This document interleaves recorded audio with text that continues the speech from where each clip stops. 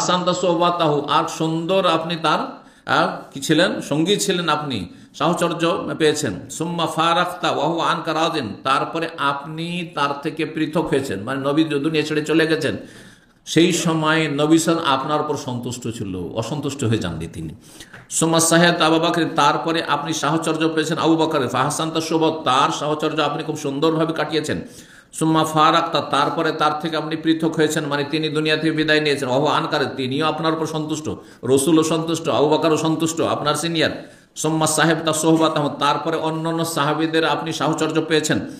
ফাহসানতা সোহবাত, তাদের সাথে সুন্দর আপনি সময় কাটিয়েছেন। ওয়ালাইন ফারাক্তম, আজকে যদি তাদের ছেড়ে চলে যান আপনি, লাতুফারিকান্নাহুম ওয়া হুম আনকা রাদুন, তাহলে তাদের থেকে আপনি চলে যাবেন, তারাও সকলেই আপনার উপর সন্তুষ্ট, সব সাহাবী আপনার উপর সন্তুষ্ট।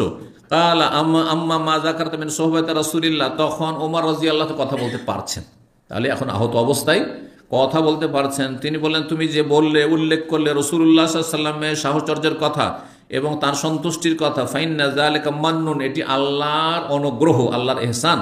মান্নাল মিনাল্লাহি তাআলা, মহান আল্লাহর পক্ষ থেকে। মান্না বিহি আলাই, আমার আল্লাহ অনুগ্রহ করেছেন যে আমি নবীর সাথে আমি সুন্দর সময় কাটাতে পেরেছি। ও আম্মা মা যাকারতা মিন সোহবাতি আবি বকর ওয়া রিদাহু, আর তুমি যে উল্লেখ করলে আবু বকরের সাহচর্যের কথা এবং তার সন্তুষ্টির কথা, ফাইন্নামা যালিকা মান্নুন মিনাল্লাহি তাআলা জাল্লা যিকরুহু, আল্লাহ রাব্বুল আলামিনের পক্ষ থেকে এটি আল্লাহর অনুগ্রহ। মান্না বিহি আলাই, আল্লাহ আমার উপর অনুগ্রহ করেছেন। ও আম্মা মা তারা মিন জাযাই, আর আমি যে এখন অস্থিরতা বোধ করছি বা আমি যে কষ্ট অনুভব করছি, ফাহুয়া মিন আজালিক, এটা এই জন্য নয় যে আমি অনেকদিন বাঁচতে চাই। কিসের জন্য? শোনো, তোমার জন্য, অমিন আজালি আসা, তোমার সাথীর সঙ্গে আর অন্যান্য সাহাবীদের জন্য, আমি তাদের জন্য, কারণ আমার পরে আপোষে ধীরে ধীরে তোমাদের মধ্যে দ্বন্দ্ব শুরু হবে, মতবিরোধ হবে, ঝগড়া বিবাদে লিপ্ত হবে। এই ফিতনাগুলিকে সবার দ্বারা সামলানো সম্ভব নয়। দেশ শাসন করা অত সহজ কথা নয় যে আপনাকে আমাকে দিয়ে দিলে আমি সামলে নেব, এত সহজ কথা নয়। জি হ্যাঁ, জি, কত যে কঠিন বিষয় রয়েছে। একটা ঘরের মালিক আপনার স্ত্রী, অনেকে নিজের স্ত্রীকে কন্ট্রোল করতে পারছেন না। ছেলে মেয়ে কয়টা, 2-3টা ছেলে মেয়ে আছে, সেগুলিকে সামলাইতে পারছেন না, আপনি নিজের আয়ত্ত রাখতে পারছেন না, তো কি গোটা দেশের 10 কোটি 20 কোটি 50 কোটি মানুষের কথা চিন্তা করছেন আপনি। জি, তো বলছেন যে তোমাদের জন্য আমি চিন্তা করছি যে কি হবে তোমাদের। অমিন আজালি আসা, ওয়াল্লাহি, আল্লাহর কসম করে বলছি, লাউ আন্নালি তেলাল আরদে জাহাবান, যদি আল্লাহ আমাকে পৃথিবী ভরা সোনাও দিয়ে দেয়, হ্যাঁ, লাফতাদাইতু বিহি মিন আযাবিল্লাহি আযওয়াল ক্বাবলা আন আরাহু, জি, আল্লাহর আযাব প্রত্যক্ষ করার আগে বা আযাবের সম্মুখীন হওয়ার পরে আমি সেই আল্লাহর আযাব থেকে জমিন ভর্তি সোনা দিয়ে মুক্তি লাভ করতে চাই। দুনিয়া যদি আল্লাহ ভর্তি করে আর সোনা দানা দিয়ে দেয়, তবুও সেটা আল্লাহর রাস্তায় আমি দান খেরাত করে কি করতে চাই, আল্লাহর আযাব থেকে মুক্ত হতে চাই। এত বড় সাহাবী, এই উম্মতের তৃতীয় ব্যক্তি রাসূলুল্লাহ আবু বকরের পরে, তিনি কথা বলছেন গোটা দুনিয়া স্বর্ণ চাঁদি ধন সম্পদ দিয়ে আমি আল্লাহর আযাব থেকে রক্ষা পেতে চাই। তো তারপরে বলছেন 3693 নম্বর হাদিস, আবু মুসা আশআরী রাদিয়াল্লাহু তাআলা আনহু বলছেন, কুনতু মান নবী সাল্লাল্লাহু আলাইহি ওয়াসাল্লাম ফি হায়াতিন মিন হিতানিল মদিনা, আমি একদিন নবী সাল্লাল্লাহু আলাইহি ওয়াসাল্লামের সাথে ছিলাম মদিনার একটি বাগানে। ফাজা রাজুলুন, জনৈক ব্যক্তি আসলেন। ফাস্তাফতা, তারপরে দরজা খুলতে বলে, তাহলে বাগানটা ঘেরা ছিল, বাগান তখন যুগে প্রাচীর দেওয়া থাকতো, দরজা বন্ধ থাকতো। নবী সাল্লাল্লাহু আলাইহি ওয়াসাল্লাম বলেন, ইফতাহ লাহু, খুলে দাও, অবশ্যর বিল, যারা তাকে জান্নাতের সুসংবাদ দিয়ে দাও। এর আগে হাদিসটি হয়েছে, কিন্তু এর আগে এসেছে। ফাফাতাতুল্লাহ, খুলে দিলাম। ফায়দাহু আবু বকর, দেখছি যে আবু বকর চলে এসেছে, তিনি ছিলেন আবু বকর। ফাবাশশারতুহু বেমা কালান নবী, নবী সাল্লাল্লাহু আলাইহি ওয়াসাল্লাম যা কিছু বললেন তার সুসংবাদ দিলাম। কিসের? জান্নাতের সুসংবাদ দিলাম। ফাহামিদাল্লাহ, তিনি আল্লাহ শুকরিয়া আদায় করলেন। সুম্মা জা রাজুল, তারপরে দ্বিতীয় ব্যক্তি আসলো। ফাস্তাফতা, তারপরে খুলতে বললো গেট, আর গেটের কাছে তিনি সেদিন পাহারা দিচ্ছেন, মসজিদে কুবার আশেপাশে সেটি ছিল। নবী সাল্লাল্লাহু আলাইহি ওয়াসাল্লাম বললেন, ইফতালাও, তার জন্য খুলে দাও, অবশ্যর বিল জান্নাত, জান্নাতের সুসংবাদ তাকেও দিয়ে দাও। নবী সাল্লাল্লাহু, কিন্তু এখনো প্রকাশ পায়নি যে কি আছে, কিন্তু নবী সাল্লাল্লাহু আলাইহি ওয়াসাল্লামের কাছে ওহী হয়ে গেছে, ওহী হয়েছে বলেই তিনি জান্নাতের সুসংবাদ দিচ্ছেন। ফাফাতাহতুল, খুলে দিলাম। ফায়দা আমার, দেখছি যে তিনি উমর। তাহলে আবু মুসা আশআরী জানছেন না যে আছে কি, অনুমতি চাইছেন, ঠিক আছে, অনুমতি চাইছেন, আমি অনুমতি নিয়ে আসছি। ফাহবার, তো অনুমতি কিভাবে চেয়েছিলেন? যদি তিনি আওয়াজ করে অনুমতি চাইতেন তাহলে তো কণ্ঠস্বরে বুঝে নিতেন। এই জন্য অন্য হাদিসে রয়েছে কি করেছিলেন, দরজায় নাড়া বা ধাক্কা দিচ্ছিলেন, বাগানের যে দরজা ছিল তাতে ধাক্কা দিচ্ছিলেন। তখন ধাক্কা যখন দিচ্ছেন ঢোকার জন্য, তখন নবী সাল্লাল্লাহু আলাইহি ওয়াসাল্লামের কাছে গেলাম যে একজন লোক ধাক্কা দিচ্ছে, গেটে ঢুকতে দেবো? তখন বলছেন হ্যাঁ ঢুকতে দাও, আর ওকে জান্নাতের সুসংবাদ দিয়ে দাও। তো বলছেন যে নবী সাল্লাল্লাহু আলাইহি ওয়াসাল্লাম যা কিছু বললেন তাকে জানিয়ে দিলাম, তখন তিনি আল্লাহ শুকরিয়া আদায় করলেন সুসংবাদ শুনে।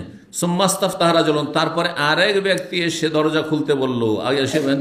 বললো ইফতাহ লাহু, নবী সাল্লাল্লাহু আলাইহি ওয়াসাল্লামকে এসে বললাম, তখন নবী সাল্লাল্লাহু আলাইহি ওয়াসাল্লাম বললেন তার জন্য দরজা খুলে দাও, অবশ্যই বিল জান্নাহ, জান্নাতের সুসংবাদ দাও, কিন্তু আলা বালওয়ান তুসিবহু, তার উপর বড় বিপদ আপদ আপতিত হবে, বালা মুসিবত নেমে আসবে।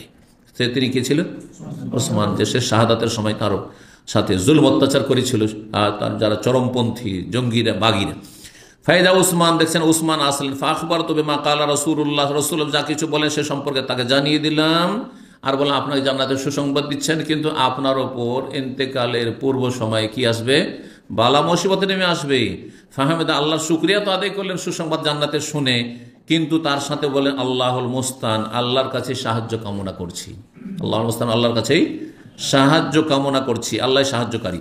3694 সর্বশেষ হাদিস। হাদিস বর্ণনা করছেন আবু আকিল জোহরা বিন মাবাদ, তিনি শুনেছেন তার দাদা আব্দুল্লাহ বিন হিশাম থেকে, কাল আব্দুল্লাহ বিন হোসেন বলছেন কুন্না মান নবী সাল্লাল্লাহু আলাইহি সাহাবী, নবী সাল্লাল্লাহু আলাইহি সাথে আমরা ছিলাম, ওয়া হুয়া আখিযুন বিয়াদি উমর ইবনে খাত্তাব, সেই সময় নবী সাল্লাল্লাহু আলাইহি সাল্লাম উমর ইবনে খাত্তাব রাদিয়াল্লাহু তাআলার হাত ধরেছিলেন, মানে হাতে হাত দিয়ে ছিলেন, যেমন মুসাফা করে ওইভাবে হাতে হাত দিয়েছিলেন। দেখেন এক বচন আছে, দুই হাত দিয়ে নয়, তাহলে বোঝা যাচ্ছে মুসাফা তাহলে এক হাতে, এক হাত দুই হাত, ডান হাত ভালো কাজ মুসাফা, সুতরাং ভালো কাজ ডান হাতে করা হয়, বাম হাতে নয়। যারা দুই দুই চার হাতে মুসাফা করে খারাপ হাত, ময়লা আবর্জনা পেশাব পায়খানা নোংরা জিনিস সাফ করছে আর ওইটা দিয়ে মুসাফা করছে, এটা যুক্তিসঙ্গত নয় আর দলিল সম্মত নয়, দলিল বিরোধী, এটি সুন্নতের খেলাফ কাজ। চার হাতে মুসাফা, এক দুই হাতে মুসাফা, এটি হচ্ছে সুন্নত। তো নবী সাল্লাল্লাহু আলাইহি সাল্লাম কার হাত ধরেছিলেন? ওমর রাদিয়াল্লাহু তাআলা হাত ধরেছিলেন, মানে হাতে হাত দিয়েছিলেন। আর সেই সময় ওমর কি বলেছেন, হাদিসটা সংক্ষেপ করে দেওয়া হয়েছে, এটুকু বলে দিই, বাকি সামনে হাদিসটি এসছে সহিহ বুখারীতেই, অন্যান্য হাদিসেও রয়েছে, যে ওমর বলেন ইয়া রাসূলুল্লাহ লা আনতা হাব্বু ইলাইয়া মিন কুল্লি শাইইন ইল্লা নাফসি, আপনি আমার কাছে সবচেয়ে প্রিয় মানুষ একমাত্র আমার জীবন ছাড়া, মানে আমার জীবনের পরে সবচেয়ে প্রিয় ব্যক্তি কে? আপনি। এ কথা বলেছেন, সত্য কথা বলেছেন। আমরা তো মিথ্যা কথা বাড়াবাড়ি করে বলি, কিন্তু ওমর তো ওইভাবে বলেননি। আর নিজের জানটাকে, নিজের জীবনটাকে সবাই ভালোবাসে সবচেয়ে বেশি।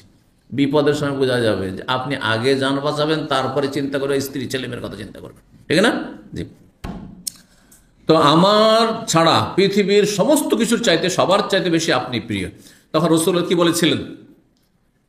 তুমি অতক্ষণ পর্যন্ত খাঁটি, পূর্ণ মুমিন হইতে বা ইমানদার হইতে যতক্ষণ পর্যন্ত হাত্তা আকুনা আহাব্বা ইলাইকা মিন নাফসি, তোমার জীবনের চাইতে বেশি যতক্ষণ পর্যন্ত আমি প্রিয় না হয়ে যাব।